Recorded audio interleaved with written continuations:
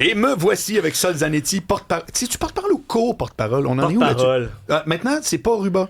Vous êtes pas non, on est les deux porte-parole. OK, Ouais. donc co. Oui, Voilà. on peut, les deux. De Québec solidaire Exact. et député de Jean Lesage. Ben, salut, Sol. Salut, ça va On bien? s'était vu l'an passé, l'été passé, je me souviens, fort sympathique. Et cette année, tu arrives, grande surprise, tu vas me parler du logement. Ben oui. Je fais des blagues avec ça, mais c'est tout sauf drôle. Là. Non. Non, mais ce que je veux dire, c'est que je sais que chez Québec solidaire, c'est quand même dans votre agenda assez haut. Là. Oui, c'est ça. Ben, puis là, c'est le 1er juillet qui arrive. Oui. Puis déjà... C'est quoi, toi, Jean Lesage, là, pour que les gens sachent, Ouais. à Québec, là, Ouais. c'est quoi les villes? C'est tous les quartiers de Limoilou, puis une partie de Beauport. OK. Bon. Alors, t'as du très urbain assez dense, Ouais. puis t'as du...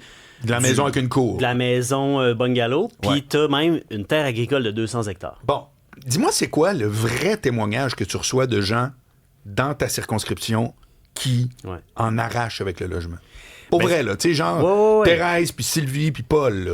Pas Ben, juste qui passe dans le journal, ben, parce que toi, t'es témoin. Ben, je peux vous parler de... C'est On ça. se tutoie ici, oui, là, c'est ça. Ouais. Linda, tu sais, Ouais. que je croise tout le temps à l'épicerie, puis qui m'a dit, elle est dans Limoilou depuis longtemps, tu sais, puis dans les années 2000, un 4,5 à Limoilou, 450 $. Et aujourd'hui, un 4,5 à Limoilou, c'est au moins 1400 $. OK. Puis pas rénové, là, tu sais. Ouais. c'est Il est pas spectaculaire. Non, il n'est pas spectaculaire. Ouais. Et ça, c'est ben, le monde ne peut plus se le payer. Puis, tu sais, moi, j'entends des témoignages que, là, mon propriétaire, il m'a évincé, faire des rénovations, j'ai dû partir ailleurs. Puis, maintenant, ça me coûte 300 $ de plus par mois. Tu sais, 300 $ de plus par mois pour quelqu'un qui travaille, mettons, au salaire minimum ou un peu plus, ça marche pas. Tu arrives juste Il reste pas. plus Puis, rien. ben non. Puis le monde, tu sais, il y a de plus en plus de monde aussi dans les banques alimentaires. C'est du monde qui travaille à temps plein, tu sais. Fait que là, il y a Mais un ça, problème. t'es témoin. Ah oui, je suis témoin. C'est comme Oui, première t'es loge, première. là. Ouais, c'est ça. Depuis plusieurs années, Ouais. ça a explosé la fréquentation des banques alimentaires. Puis c'est ça que les gens me disent, c'est des gens qui viennent, des gens qui travaillent. Des fois, ils viennent avec leur uniforme de la franchise de restauration rapide dans laquelle ils travaillent. Puis tu te dis, OK, fait qu'ils n'arrivent même pas à travailler en temps plein. Je comprends.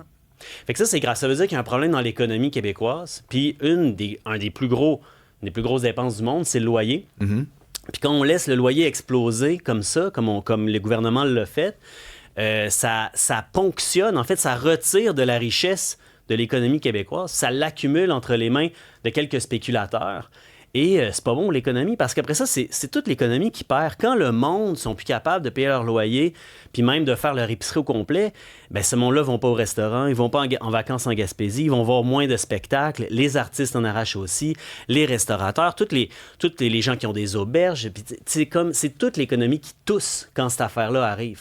Parce que c'est une dépense qui est pas, comme ma mère disait, t'as pas le choix de te loger. Là. T'as pas le choix de te loger. Puis, tu sais, en ce moment, le système de locatif au Québec, il est pas fait pour loger du monde le plus possible, le moins cher possible, dans de la qualité et du confort. Il est fait pour enrichir une couple de personnes.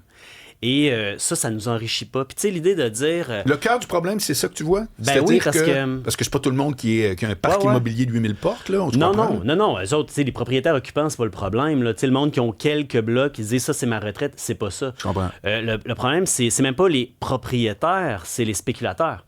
C'est le monde qui disent, moi, j'achète une bâtisse, je mets tout le monde dehors, je rénove, puis je leur loue peut-être 2 fois plus cher, peut-être plus. Et puis, où je revends la bâtisse vraiment plus cher, puis là, je fais du cash comme ça. Ça fait exploser les prix du logement, puis ça sert personne. Tu sais, ça rend pas le Québec plus riche à faire ça. Ça rend une couple de personnes plus riches, mais ça appauvrit tout le monde. Quelle solution tu vois qui pourrait être faite chez vous, là, chez Québec solidaire? Ouais. Qu'est-ce que vous metteriez de l'avant là, si tu étais au pouvoir? Qu'est-ce Ouais. que tu changerais quoi dans le système actuel? Concrètement. Oui, beaucoup de choses. Je vais juste dire une couple Ah, d'affaires. on y va. Mais tu sais, on a commencé à présenter un plan logement pour non seulement les locataires, mais aussi les propriétaires, le monde qui veulent devenir propriétaire. Puis on va comme avoir fini de l'effeuiller en campagne électorale. Mais il faut construire beaucoup de logements sociaux au Québec. Tu sais, nous autres, on s'engage à faire que 20% du parc locatif devienne du logement social d'ici 2040. La ville de Vienne fait une figure de proue au niveau international. Il y a 60% du monde à Vienne qui habite dans un logement social, des coops. C'est même pas subventionné rendu là à la fin. Là. C'est juste pas cher, puis le fun, puis confortable. Avec, Parce qu'ils ont légiféré. Parce qu'ils ont légiféré. Non, mais c'est intéressant parce Les qu'il y a deux façons de le voir. Ouais. Il y a la ville va s'occuper d'immobilier, Ouais. puis il y avait des papiers ce matin ou est-ce que c'est pas par définition une bonne idée? Je pense que tu es assez d'accord avec moi que c'est pas nécessairement le rôle d'une ville de commencer à gérer des immeubles. Oui, non, peut-être, en tout cas, bref. Ou tu peux dire que tu légifères pour faire en sorte que, comme tu le dis, il y a des coops qui sont totalement autonomes, mais que les règles permettent d'être des ONBL, si on veut. Oui, c'est ça. L'important, c'est que ce soit à but non lucratif, que ce soit une ville, OK, toi, dans le un fond, OBNL. Chez Québec solidaire, vous voulez sortir du marché une partie de l'offre de logement. Exact. C'est ça le fond de l'histoire. Parce que c'est ça qui fait que tu es invulnérable aux crises du logement ou moins vulnérable, que les choses partent pas en vrille, en fou, parce que ça apaise tout le marché. Dans une ville comme Vienne, là, où 60% du monde habite dans un logement social, ça rend, ça calme le reste du marché, la hausse des prix des autres. Et ce qui est important, donc, c'est oui, d'investir dans le logement social, mais aussi de faire des lois qui rendent plus avantageux de créer du logement social que de spéculer puis de flipper des blocs puis d'évincer du monde. Oui. Fait qu'il y a des règles puis de l'argent à mettre. Tu sais, comme la ville de Vienne, ils ont commencé à peu près un peu moins de 100 ans. Tranquillement, là, à investir en logement social, mais aussi à faire des règlements. Ils ont mis une taxe sur les revenus des grandes entreprises de 1% qui finançait le logement social. Fait que là, ça a créé beaucoup de logements sociaux. Puis après ça, quand il y avait un terrain de la ville qui se libérait, soit la ville créait du logement, soit elle faisait des partenariats avec un OBNL. L'important, c'est ça, de sortir ça du marché pour que le but de l'appartement, c'est loger du monde, rendre du monde heureux. Que le logement, ça devienne un lieu où est-ce que tu es content. Puis tant mieux, crime, t'économises, c'est confortable, c'est salubre, c'est bien, puis t'es là avec ton monde. Ça sert pas à faire du cash à quelqu'un. Où je trouve que c'est intéressant ton point, c'est qu'effectivement, bizarrement, je n'avais pas pensé à ça, mais à partir du moment où, puis ça tout le monde le sait, que tu payes jusqu'à des fois 50% de tes revenus pour te loger, ben c'est de l'argent qui circule plus ailleurs. C'est terminé, ça s'en va là, puis nulle part. C'est que ça, c'est quand même un point, je trouve, dans ta prémisse que j'achète. Après ça, chacun peut être d'accord avec les solutions, mais tu as raison de le souligner. Parce que, tu sais, après ça, le monde... Puis, tu sais, les petits propriétaires, eux autres, c'est pas un problème. Non, là. c'est un autre truc. Puis souvent, en plus, ils habitent là, ils veulent avoir une bonne relation, ils entretiennent bien leur bloc. Tu sais, ils sont pas dans des stratégies... macro d'aller chercher vraiment plus d'argent. Alors, ça, il faut s'attaquer à ça. D'ailleurs, ce matin, on faisait une proposition, Ruba Gazal puis Andrés Fantesia ont fait une proposition pour dire que le gain en capital des immeubles locatifs, on parle pas des chalets, on parle pas des immeubles locatifs, devrait être imposé comme ajouté aux revenus que tu fais dans l'année, puis imposé normalement comme le reste des affaires. Puis ça découragerait les flips. Alors, ça ferait en sorte que quelqu'un qui a un immeuble locatif, il y a avantage à le garder plus longtemps. Il y a moins avantage à évincer, rénover, flipper, puis augmenter, puis ça freinerait la crise du logement. Est-ce que toi, tu te considères maintenant, changeons de sujet, parce que je trouve que c'est très, très clair ton affaire, est-ce que tu te considères en période électorale au moment où on se parle? Préélectoral, ça, c'est sûr. Par définition. Ouais, c'est ça. Préélectoral, on est en mode, ça commence. Le monde sont en train de nous demander de plus en plus qu'est-ce que vous allez proposer comme programme de gouvernement aux prochaines élections. Ça va être quoi la proposition de Québec solidaire? Fait qu'on est là-dedans. Dans les visions plus macro. Plus que la réaction à la petite semaine, là, on est dans la vision de société. J'ai deux questions. La première, c'est qu'est-ce que tu veux mettre de l'avant toi-même et ou Québec solidaire? Tu peux m'en nommer 12, mais mettons, là, je te dis, la priorité qu'on va t'entendre dire, moi, je martèle ça, je pense que c'est ça la priorité, ça serait quoi? Je peux-tu faire un préambule? Tu prends tout ton temps, ça! C'est mon invité! Je n'ai pas l'air de ne pas répondre, mais je veux répondre, mais je vais dire une affaire en premier. Je trouve que c'est important d'avoir à la fois vraiment s'occuper des enjeux de la fin du mois, le coût de la vie, logement, épicerie, puis en même temps, les enjeux du siècle. Parce que les enjeux de la fin du mois, ils trouvent leurs racines aussi dans des enjeux plus long terme. Il faut être capable de regarder l'urgence puis le plus long terme. Fait que pour répondre maintenant à ta question, logement, coût de la vie, prix à l'épicerie, ça c'est super important, salaire minimum, l'argent du monde. Là. Et est-ce que tu appelles ça pouvoir d'achat ou tu vois ça autrement? Parce que c'est pas nécessairement la même chose. Non. Pouvoir d'achat, c'est très discrétionnaire. Toi, tu parles quand même d'éléments. Ouais. En un mot, tu vois ce que je veux dire? Ouais. T'es pas en train de me dire que chacun devrait pouvoir dépenser comme il veut. C'est pas ce que j'entends. Non, c'est le prix des choses. Il y a des problèmes. Voilà. C'est parce que là, il faut baisser le prix des choses. OK. Les choses, le logement, puis l'épicerie aussi, il y a des choses qu'on peut faire. Ça, c'est deux priorités pour toi. Exactement. Okay. Puis, baisser le prix des choses, là, ça coûte pas cher. Ça fait économiser tout le monde, puis ça remet de l'argent dans l'économie sans que le gouvernement ait à mettre de l'argent de plus. Le jour où, mettons, et si du jour au lendemain, mettons que du jour au lendemain, le monde payait vraiment moins en logement, puis bon, tu comprends, c'est bon pour l'économie. L'autre affaire, c'est les enjeux du siècle, l'environnement et la souveraineté, l'indépendance du Québec. Il faut qu'on fasse des choix de société qui nous ressemblent par nous-mêmes. Puis on a un voisin canadien qui, là, s'enligne pour devenir un pétro-État. Il s'enligne aussi pour faire passer ses dépenses militaires de 2% à 5% du PIB. Ça, on va payer pour ça. Là. Là, je pense que le Québec est rendu à dire, c'est quoi mes priorités? Il y a un déficit structurel d'infrastructures dans les écoles qui tombent en ruine, les hôpitaux. Il faut réparer nos affaires, réparer notre stock, investir dans la transition écologique.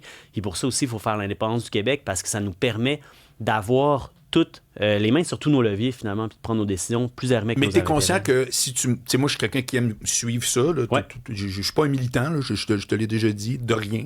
Je suis juste intéressé. Ouais. Vous n'êtes pas vraiment en haut de la liste quand on pense souveraineté. Ah oui, Québec solidaire. Il y a un déficit de ça, là. Ben, tu m'apprends quasiment que vous l'êtes encore. T'sais. Ah, ben non. On a écrit des livres sur l'indépendance, on en parle tout le temps. Moi, je suis en train de faire... j'ai fait ma 97e ou 98e conférence sur l'indépendance la semaine passée. Puis je vais atteindre le 100e avant la campagne. Là. Je travaille à l'organisation de tout ça. Donc, pour nous, à Québec solidaire, ça a toujours été... c'est un vote pour le oui, là. Québec solidaire, c'est un vote pour le oui. Ben, un vote pour le oui devrait être un vote à Québec solidaire pour une raison supplémentaire, c'est que, tu sais, pour refaire une majorité indépendantiste au Québec, là, il va falloir être inclusif. Il va falloir aussi avoir une vision dans laquelle on bâtit ça avec les nations autochtones, puis que tous les Québécois et les Québécoises issus de l'immigration, que ce soit de première ou deuxième génération, ils sentent que ça leur appartient, puis c'est eux, puis ils sont pleinement inclus là-dedans. OK. En dehors du principe, tu l'appliques comment? Ben, tu sais, il faut avoir des positions qui sont inclusives, tu sais, notamment par rapport à l'interdiction des signes religieux. Là. Ça, là, ça fracture l'unité nationale. Ça, c'est mauvais pour le vivre ensemble de faire ça parce que ça envoie le message à plein de femmes musulmanes, puis leur entourage aussi, mais pas rien que les femmes musulmanes, mais notamment, que c'est comme si ça leur envoyait le message qu'elles ne seront jamais comme québécoises pleinement, tu sais. Et ça, c'est un très mauvais message. Puis là, je dis que, ça leur envoie ce message-là. C'est ce que je me fais dire, là, tu sais. Le monde, c'est ça le témoignage. Il y a beaucoup de monde qui ont déménagé du Québec à cause de ces lois-là. Puis l'autre affaire, c'est les discours sur la réduction drastique de l'immigration. Le Québec, là, il est capable d'accueillir. Puis on a besoin d'accueillir. Puis quand la CAQ a voulu réduire l'immigration en abolissant le programme d'expérience québécoise, c'est les régions du Québec qui se sont soulevées par le biais de leurs maires et mairesses pour dire « arrêtez ça, on a besoin de monde ».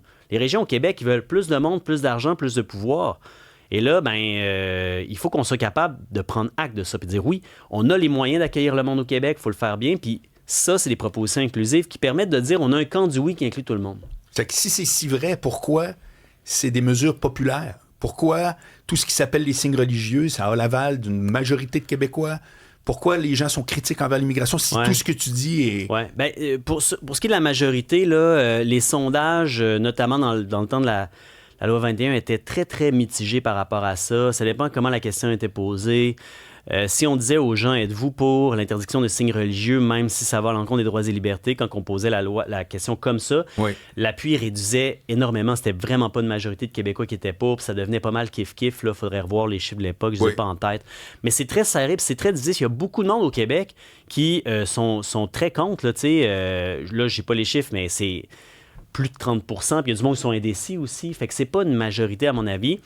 Et voilà. Puis aussi, je pense que plus ça va, plus les gens ont réalisé aussi ce que ça a fait, la loi 9 qui interdit pour les CPE, les éducatrices en CPE. Il y a beaucoup de monde qui ont réalisé que ça n'avait pas d'allure. Puis, tu sais, les écoles, il y a du monde qui se sont fait, malgré la volonté du gouvernement de donner des clauses grand-père, il y a du monde qui ont perdu leur emploi à cause de la loi 94 parce qu'ils ne pouvaient plus avoir un voile pour imaginer comme faire de la cuisine dans une cafétéria d'école. C'est complètement fou. Puis là, récemment, je voyais une parent d'élève qui porte le hijab, qui peut même pas être bénévole pour une sortie, tu sais. Non, mais tu sais, c'est quoi la réponse usuelle? Elle peut aussi l'enlever. Puis là, on s'en sort plus jamais. Ouais, mais si tout ce que tu dis est vrai, ça veut dire que tu vas monter turbo dans les sondages. C'est ce que tu m'annonces aujourd'hui. C'est ce qu'on souhaite. Aha. C'est ce qu'on souhaite. Ben oui. Et là, turbo, je ne sais pas à quel rythme, mais vous savez, la politique québécoise, c'est très imprévisible. Puis particulièrement avec le mode de scrutin qu'on a, puis le nombre de partis, là, la répartition actuelle du vote, il va y avoir des courses à 3, à 4, des fois peut-être à 5, dans beaucoup de circonscriptions au Québec. Et ça va rendre l'issue du scrutin vraiment imprévisible. Puis nous, on va causer la surprise. Mais c'est intéressant ce que tu dis, c'est qu'effectivement, je pense que c'est une particularité du Québec, où est-ce qu'il y a des fois, il pourrait y avoir des courses à 5. Ça n'existe pas. En tout cas, moi, pour m'intéresser à la France, entre autres, et c'est comme, oublie ça, là. Ouais. C'est genre, ouais. Puis là, dans ce temps-là, il y a peut-être quelqu'un qui va être favorisé quand tout à coup, PQ ou libéraux vont s'annuler, entre guillemets. Là. Ben, il y a peut-être du monde qui vont passer dans les mailles du filet. Il y a bien du monde qui vont se faufiler, de quelque formation politique que ce soit. Il y a du monde qui vont se faufiler, puis ça va rendre l'affaire intéressante. Ben, écoute, les débats aussi. Les gens feront leur... comme on dit, ils se feront une tête. C'est très articulé ce que tu m'as présenté, merci. Après, chacun adhère ou pas, tout simplement. Voilà. Salut, Sol Zanetti. Hey, bon été. À la prochaine, bye.